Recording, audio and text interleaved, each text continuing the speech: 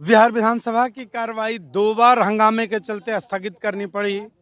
माले विधायक सत्ता में बैठे लोगों के वक्तव्य से नाराज थे। आज दूसरे दिन भी सत्ता पक्ष में बैठे लोगों ने माले विधायकों को लेकर आपत्तिजनक टिप्पणी की। आज देखिए, जब हम गरीबों का मुद्दा उठा रहे थे, ऐसे 70-80 साल के वृद्धजनों के लिए पेंशन दोबारा लागू करने की बात कर रहे थे। हम बात कर रहे थे कि ऐसे हजारों राज्य में वृद्ध वृद्धा हैं जिन्हें पहले पेंशन मिला करता था और अभी नहीं मिला करता है, तो इसकी जांच पड़ताल करके उनको पेंशन दिया जाए, एरियर के साथ दिया जाए। तो ये बात, इसका बात सीधा जवाब नहीं दे करके वो घुमा रहे हैं कि 70 लाख को पेंशन दे रहे हैं, 50 लाख को पेंशन दे रहे हैं। पेंशन तो दिया जा रहा है जरूर, लेकिन ऐसे मेहनत कश आवाम जिनके पास 2 डिसमिल जमीन नहीं है, इन्हें पेंशन मिला करता था और आज पेंशन नहीं मिलने की वजह से 70-80 साल की उम्र में अभिशप्त जीवन जीने के लिए बाध्य है। इन लोगों को पेंशन दिया जाए। तो उनका है कि यही उनका जो कमेंट था वो बिल्कुल असंसदीय कमेंट है और बिल्कुल ये गुंडागर्दी है बिल्कुल। और सदन में हम मांग करेंगे अभी कि सदन शुरू होने के साथ साथ कि भाई ऐसे असंसदीय जो कार्यवाही है उसको प्रोसीडिंग से निकाला जाए, कमेंट से निकाला जाए और मंत्री माफ़ी मांगे सदन से। जब तक माफ़ नहीं तब तक मंत्री को, जब माफ़ी नहीं तब तक मंत्री को माफ़ नहीं। सही हम लोग देख रहे हैं कि सत्ताधारी दल जो है उसकी सिर्फ और सिर्फ मंशा है कि विपक्ष जो लोकहित के मुद्दों को उठा रहा है उसको कैसे जो है मजाक बना दिया जाए और उस विभाग में, संबंधित विभाग में जो लूट खसोट है उस पर पर्दा डालने के लिए वो सवाल उठाने को ही कटघरा में खड़ा कर रहे हैं। अब जैसे कल हम लोग का धान खरीद पर मैंने ये था, आपको ध्यानाकर्षण था, हम लोग समय बढ़ाने की मांग कर रहे थे कि जब भाई मैंने ये आपको 1.5 गुना धान खरीद का लक्ष्य रखे 45 लाख मीट्रिक टन, पिछले साल 30 लाख मीट्रिक टन था, तो आप समय बढ़ाने के बजाय उसको घटा करके 31 मार्च से 21 फरवरी कर दिए। बहुत सारे किसानों का धान नहीं लिया गया। 45 लाख मीट्रिक टन में माने मात्र 35 लाख मीट्रिक टन धान की खरीद हुई है।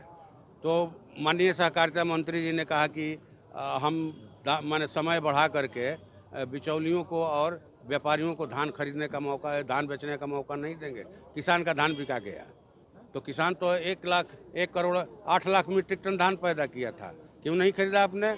उसी तरह से सरकार की ओर से मंत्री जी, मुख्यमंत्री जी, माननीय मुख्यमंत्री जी जवाब दे रहे थे तो उन्होंने मैंने अच्छा कमेंट नहीं किया कि आप भूलिए मत कि 12 को जीत के आए हैं कि जनता सब देख रही है। तो जनता तो आपको भी देख रही है, आपको भी जनता देख रही है कि आप क्या कर रहे हैं। आज ये हुआ कि हम लोगों ने सवाल उठाया कि भाई जो वृद्धजन हैं जिनको पेंशन मिलता था वो पेंशन कई लोगों का रुक गया है और ब्लॉक में जाने पर वीडियो सीओ बोलते हैं कि जाइए जा करके पटना जाइए, पटना से पैसा आता है।